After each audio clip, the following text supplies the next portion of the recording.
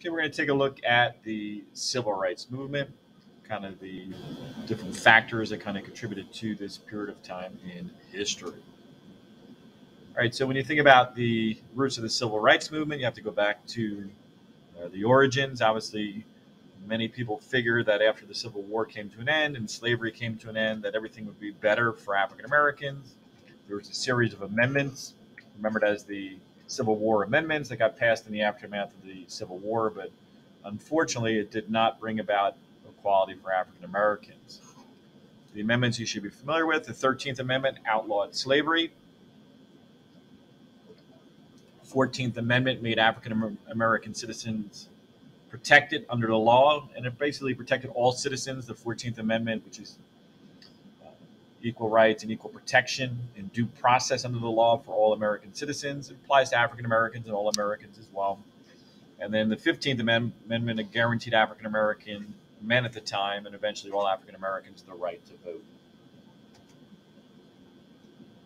So a good way to remember 13, 14, and 15: free citizens vote, meaning freedom, protection for all citizens, and the right to vote.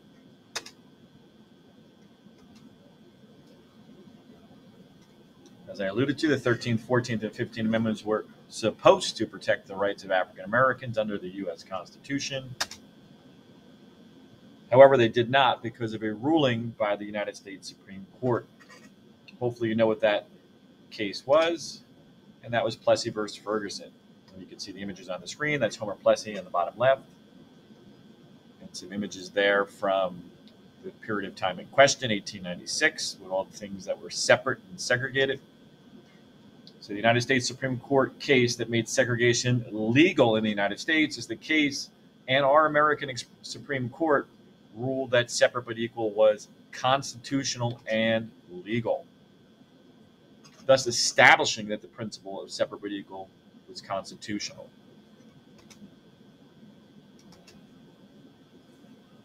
So separate but equal meant that minorities were not allowed in the same places as whites. Again, you can see some images there on the left. We serve whites only, no Spanish, no Mexicans, no African Americans. Southern states continued to pass additional laws to segregate and separate African Americans. These were nicknamed the Jim Crow laws.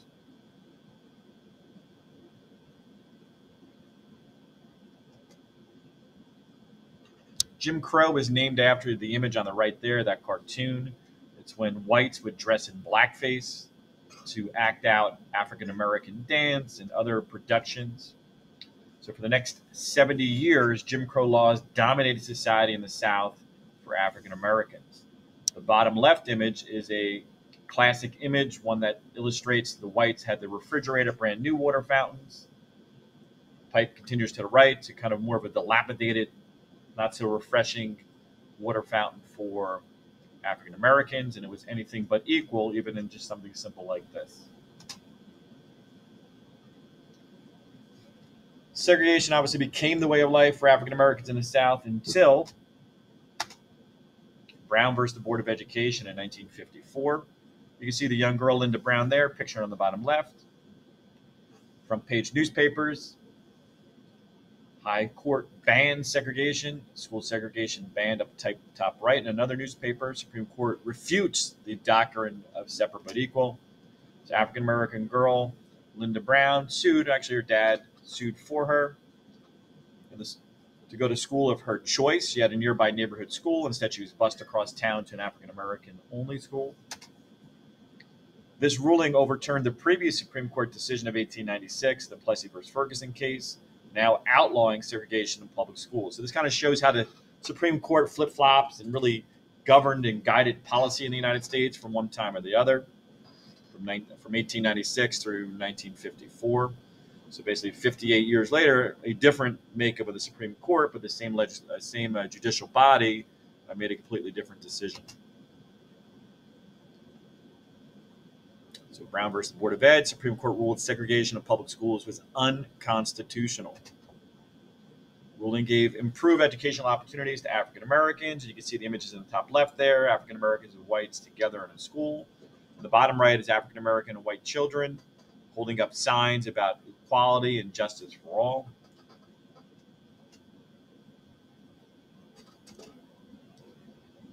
Brown versus Board of Ed, NAACP attorney Thurgood Marshall, pictured center, argued the case to end segregation in front of the Supreme Court. Later on in history, during the 1960s, he would be appointed as the very first African American on the United States Supreme Court. There's only been 2 African American Supreme Court justices in the history of our country. Clarence Thomas is the other African American currently on the Supreme Court. Rosa Parks really helped to spearhead and spark the movement. She refuses to move to the back of the bus, as you can see her seated here on the bus. She refused to give up her seat, leading to her arrest. You see her being processed on the bottom right there, fingerprinted for her horrendous crime, refusing to be relegated to stand or go to the back of the bus. This led to the Montgomery Bus Boycott. Outraged over Parks' arrest, African Americans organized a boycott of the Montgomery public transportation system in 1956. African Americans carpooling during the Montgomery Bus Boycott, bottom left. In addition to carpooling, they took taxis or walked to avoid taking the bus. This really was spearheaded by religious communities, churches, and things like that, where everybody kind of helped each other out. Martin Luther King was involved. After a year, the city of Montgomery was ordered to end its segregation policy, and the boycott had proved to be effective.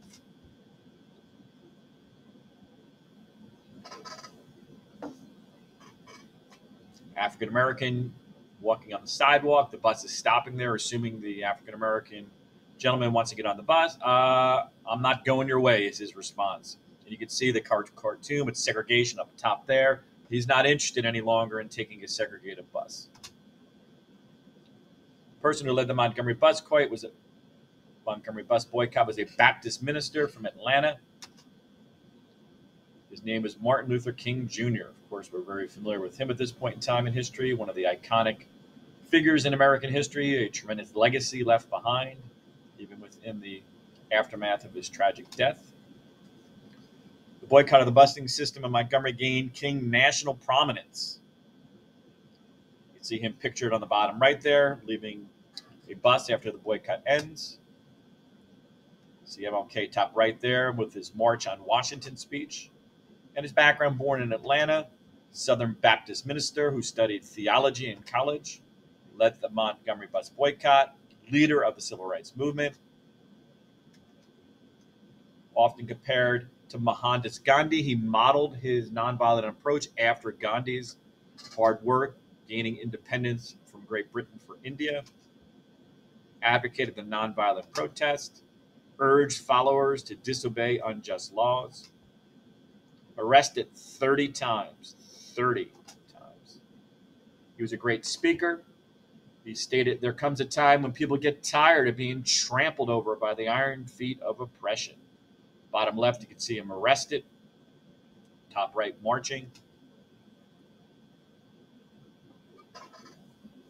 Another quote from King: "I want it to be known that we're going to work with grim and bold determination to gain justice on the buses in this city, and we are not wrong."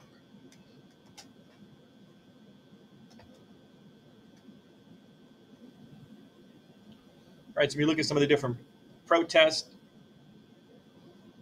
Top left corner is a march, kind of a peaceful protest, holding up signs. Top right corner is the Greensboro Four and the sit-in movement.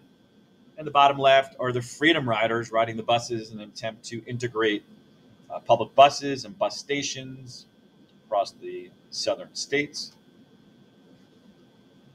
Marches were the most common form of protest used during the Civil Rights Movement. Protesters would march peacefully in an attempt to draw national attention to their cause. You see the images in the bottom left, holding up signs. Top right corner, Martin Luther King in the center, leading the way. Sit-ins, you can see the Greensboro Four, and you can see the abuse that the protesters face as we I discussed previously, they dumped ketchup and milkshakes and burned cigarettes in the back of their necks and dropped water and soda pop, all kinds of things on top of them, and they just sat there, basically maintaining their peaceful and nonviolent sit-in. The sit-ins really started in 1960, February 1st, 1960, at the Greensboro, North Carolina Woolworth counter, lunch counter you see in the bottom left.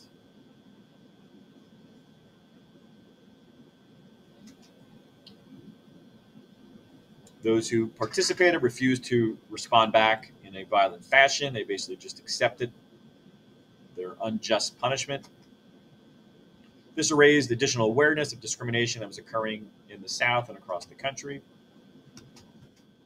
Freedom Riders, they were African Americans and whites who traveled in the South to draw attention to the southern states' segregation of bus terminals. Freedom Riders bus firebombed in Alabama in 1961. You can see it on fire there. Fortunately, everybody got off the bus prior to getting injured or killed. On the map, you can see the route of some of the Freedom Riders, different stops along the way. Starting in Washington, D.C. and heading to Jackson, Mississippi. Some additional key events of the Civil Rights Movement we'll take a look at next.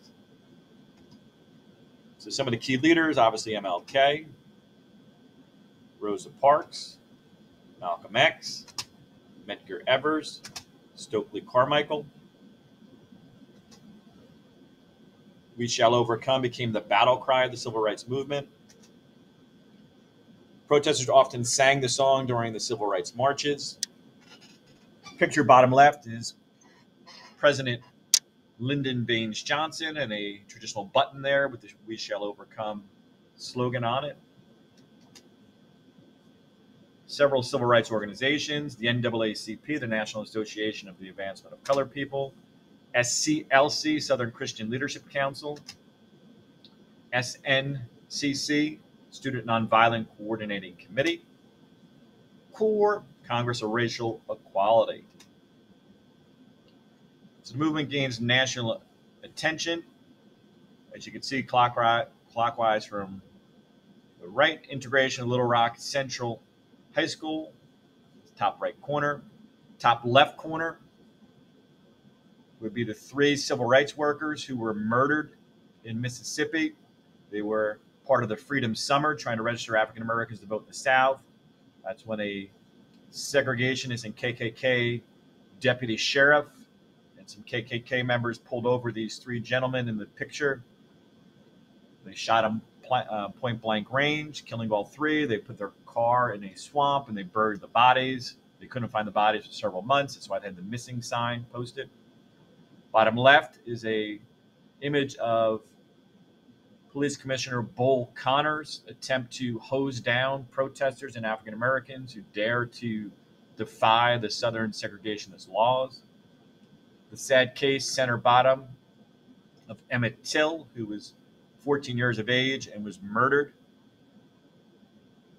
He was murdered by segregationists who got away with murder, literally, after they killed him because he whistled at one of the gentleman's wives at a convenience store.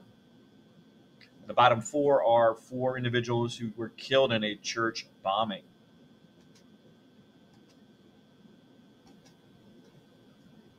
Emmett Till, 14 years of age, from Chicago, whose murder in 1955 made national news. Till was lynched and murdered after he said bye baby to a white woman who was the cashier at a store while visiting his cousin in Money, Mississippi.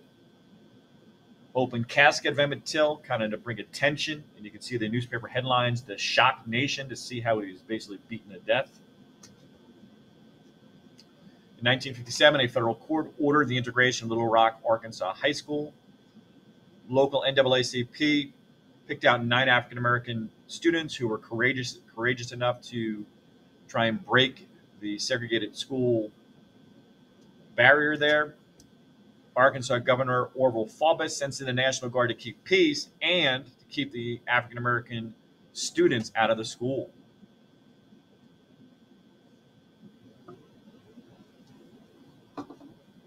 They were initially denied entrance into the high school. American president at the time in the 1957, Dwight Eisenhower had to call in federal troops to enforce the Supreme Court ruling allowing the African-American students to attend class. Unfortunately, only one of the courageous Little Rock Nine graduated that high school. Eventually, they gave up on trying to fit in a school that was not tolerant. But it did bring additional awareness and kind of helped us begin to move forward. James Meredith was the case of an African-American who was the very first to attend the University of Mississippi, Ole Miss.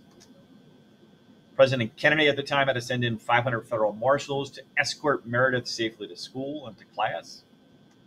You can see Meredith pictured bottom right center.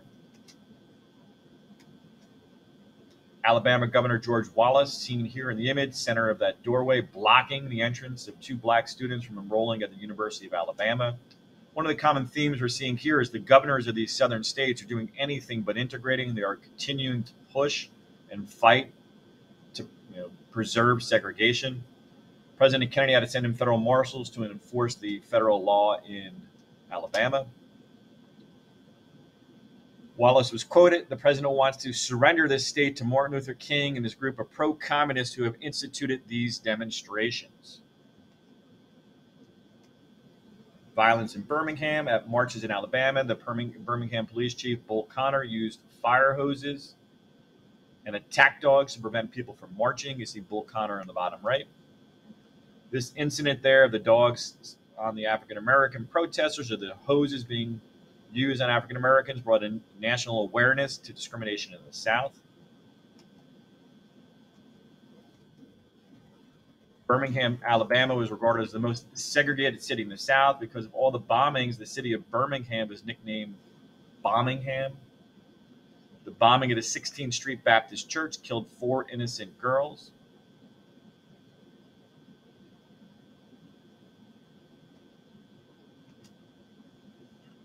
Mississippi burning murders in the summer of 1964, dubbed Freedom Summer. The 3 civil rights workers pictured below were missing in Mississippi.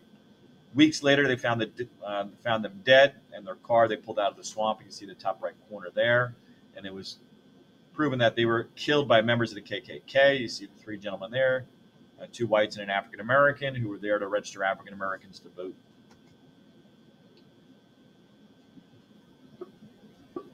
The March on Washington to support President Kennedy's Civil Rights Bill. Martin Luther King organized a massive march on Washington, D.C., and as a show of support for the bill. On August 28, 1963, some 200,000 demonstrators peacefully gathered in Washington, D.C. That's where he gave I Have a Dream speech. It was during the March on Washington that he captivated not only the United States, but around the world. People watched his speech. He presented his dream of freedom and equality for all Americans.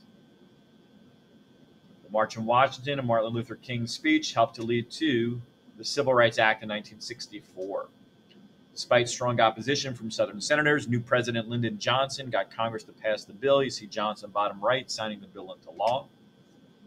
The law gave Congress the power to outlaw segregation in most public places and gave minorities equal access to facilities such as restaurants and movie theaters.